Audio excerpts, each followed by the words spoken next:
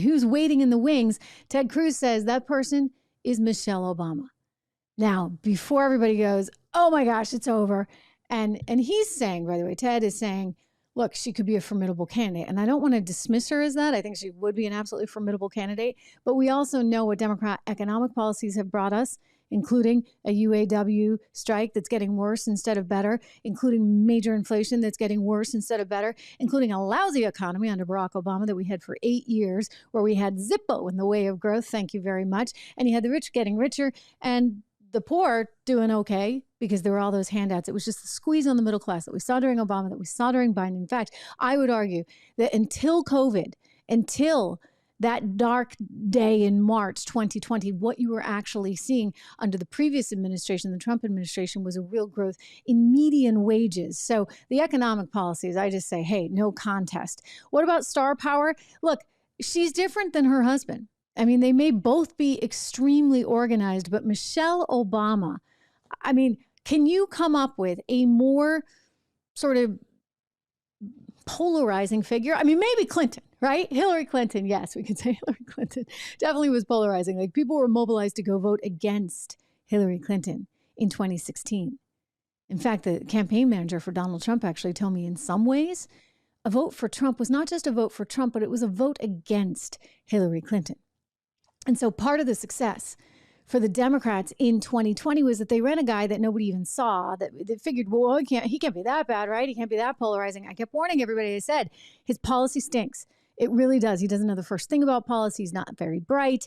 We're going to wind up in a pretty bad situation. Well, indeed, we are in a bad situation. And I would say that while Barack Obama may be smart, I'm not sure on her. I think she doesn't necessarily hold this country in very high regard. I mean, we can go back to all the tape of the times that she's effectively told us that, right? She doesn't really like America in the same way that you would think somebody who's running for office should or would. So those will be some hurdles for her to overcome. But interestingly, Ted Cruz is not the only one saying this, because we heard recently from the guy who wrote her book, a biography on her. This is a gentleman who is convinced, like Ted Cruz, that she's going to be running in 2024. Let me share with you. I've played this for some of you in the past, but I want to share it again. This is his thought on how she's doing everything very methodically, much like her husband did in preparation for 2024, and that they're going to use the excuse of Biden's poor health in order to get her there on the ticket. It would be pretty amazing. I mean, there's some filing deadlines that I'm not sure she's going to make. They're going to have to make up their minds pretty darn soon.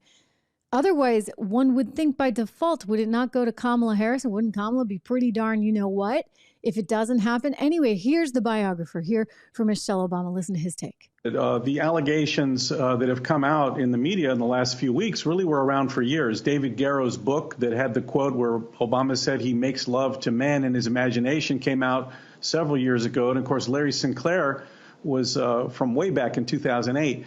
So the fact that these are coming to the surface tells you that I think there's something going on in Obama world. And I make the case that I believe that Joe Biden is on his way out. I think that's pretty much the consensus. Nobody really believes he'll be the candidate in 2024 because of health, because of corruption, because of his terrible record. And I make the case in my film and book that Michelle has been pretty much copying Barack Obama's path to the White House. Barack had a voter registration organization in Chicago called Project Vote before he ran for president. Michelle founded something called When We All Vote that's supported by the Soros Group for $26 million. She's been running around the country registering people for several years. Great. Barack wrote 2 autobiographies, Dreams from My Father and The Audacity of Hope. Sure enough, Michelle wrote 2 autobiographies, Becoming and The Light We Carry. They're also on Netflix as TV specials. And of course, Barack was the keynote speaker who introduced John Kerry at the 2004 Democrat convention. Sure enough, Michelle introduced Joe Biden at the 2020 Democrat convention. Yeah. All right. So that, by the way, was brought to us by Greg Stinchfield. Anyway, Michelle Obama, 2024. I mean, I just don't, I can see it happening. I agree with Cruz. It's quite possible because they know Kamala can't do it, right? And they think maybe Michelle can because she has the hubby's background and he's super organized and she's doing everything from the same exact playbook.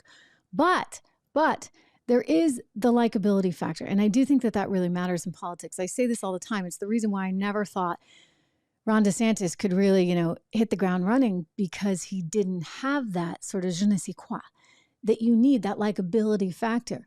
And one of the, the things about Trump is, and by the way, he's super polarizing as well, don't get me wrong, but he had the ability to connect with your everyday average American in ways that you don't see Michelle Obama being able to do, or Barack Obama being able to do, or Hillary Clinton being able to do. Bill Clinton had it. I would say, there's a lot of politicians. Ronald Reagan had it. I mean, the most successful politicians in history all do have that certain je ne sais quoi. DeSantis, no can do. And Michelle, she may have star power, but again, star power doesn't necessarily translate into likability. And people have to be able to trust you. If you do not trust who is running the country, then where are you left? I mean, there are people that so thoroughly trust Donald Trump. There are some people that so thoroughly don't trust him as well, right? Just a reminder to everybody. There we go. That's the subscribe button that I was looking for. What am I doing trying to bring this on myself? Anyway, if you haven't subscribed to the show, it's really important. Hit the bell so that you know when I'm here. We're live every single day. And I love seeing your comments. So continue keeping those coming, guys. I'm curious. What do you think? Do you think Michelle Obama would really have a shot of winning the election against Donald Trump? See, I look at this and I say, you've got to be realistic. So you never, ever, ever say, hey, this is easy. It's not. But if one has a choice, she's probably, up there in my top 5 of who I'd want to run against. Again, because she just can't help but put her foot in her mouth over and over again. I covered both Obama campaigns. I ran the political coverage back in 2012 when he was running for president at Bloomberg Television. And I remember how much they tried to hide her, right? They needed to keep her out of everyone's line of sight because people were not responding to her warmly. They didn't like her. And somehow everything she said turned into a disaster. And I wouldn't forget that. So I think that Michelle Obama would have an incredibly difficult time. I do think, however, the organization thing is a biggie. And she and her husband were always able to grab the bull by the horns and control the narrative. I mean, they might have done so through a lot of back channels, as we're now learning, not necessarily out in front.